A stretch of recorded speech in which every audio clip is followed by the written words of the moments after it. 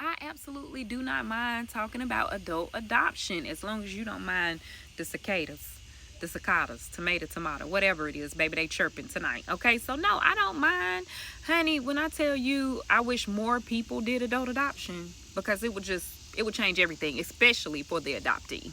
So, first things first, a little backstory. So, we met Carly when she was about 11 and a half, 12 years old. And at that point, we had no intention on having her in our lives full time. She was just coming over on the weekends and, Wednesday night for Bible study and things like that. But we never planned on having her long term at all. Well, circumstances changed. And, at that point, we didn't know anything about going to adopt or anything like that. So we just decided that we would try to get temporary guardianship. If something happened to her, then we would be able to take her to the hospital, doctor's appointments, and things like that. Well, 2-3 years go by, and I'm like, now hold on, wait a minute. Now she's about 14, 15 now, and she requires more doctor's visits, dentists, and all of these things. So I said, well, we might need to think about getting permanent guardianship or legal guardianship, because temporary guardianship expired when the school year ended. So, I'm like, no, because something can happen to her in the summertime.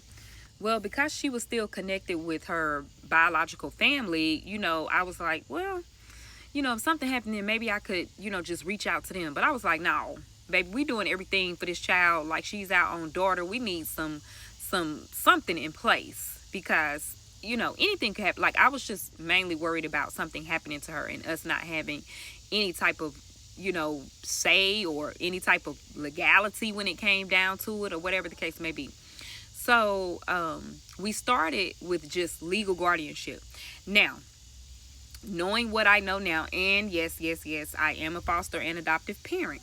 However, knowing what I know now, I would always opt for legal guardianship. Allow the child to grow up and make their own decision about whether or not they want to be adopted. Because adult adoption, just because they didn't get adopted as babies don't mean that they're going to love you any less. Or just because they didn't get adopted when they were toddlers don't mean that they're not going to love you. You know what I'm saying? Like, it is what it is. But, we decided that we could have adopted Carly when she was 16. However, with the adoption system the way that it is, I said, well, let's just wait. And if she still wants us to adopt her when she's 18, then cool. We don't have to rush. We're still going to care for her like, we have been since she was 11 years old. And we're going to let her make that decision. Now, when Carly turned 18 years old, we presented her with the, the starting paperwork saying that we would love to be your permanent family, even though we've been family, girl, and we wanted to know she wanted to move forward with adult adoption, because adults that are out here, especially when they've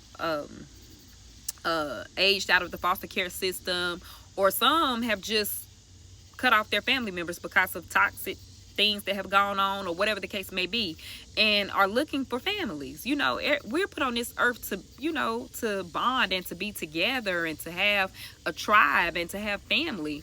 And just because you're an adult shouldn't exclude you from having family, blood or otherwise. You understand what I'm saying? So when she agreed, we went down to the courthouse, because that's the first step. You make sure that the person is willing and ready to be adult adopted.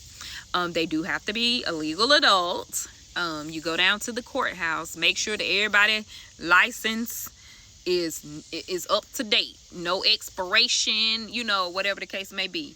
Then you also have to have had a permit in North Carolina. I don't know about other states. A permanent residence for the past 5 years. You paid a fee, and I think the fee might have been $300. We filled out the paperwork. We submitted the paperwork. We ended up getting a court date. Before the court date, we had to have 2 letters. A letter from Zaria stating that it was okay for Carly to come into the family, because they looked at Zaria as the only child, the only biological child of mine, had to agree. Okay. That's also how it worked in foster care too, with us. And then she also had to get a letter from her biological mother and her biological father stating that they knew that the adoption was happening. Now, if none of the letters ever came back or came through, that would have been fine too. We just had to show that the letters were mailed to the last known address that the court system or the courts had on file for said persons. After maybe about 2 months after we filed the initial paperwork, we had the court date. And you don't even have to go into a courtroom. You just go up to the courthouse, give them your documentation, honey, they stamp it, bow, okay? And then they mail you your adoptions decree in the mail. Now, at this point, you can change that. She could have changed her name. You could, do all of that. But I said, girl, you done had that name for 18 years. Ain't no need to change it, girl. You know we love you. But she ended up still putting our last name in there because that was something that she wanted to do. And so we obliged her, honey. Okay. So adult adoption is not that hard. It's definitely, it don't have all that red tape and all that with foster to adopt or just private adoption. And the adoptee is consenting.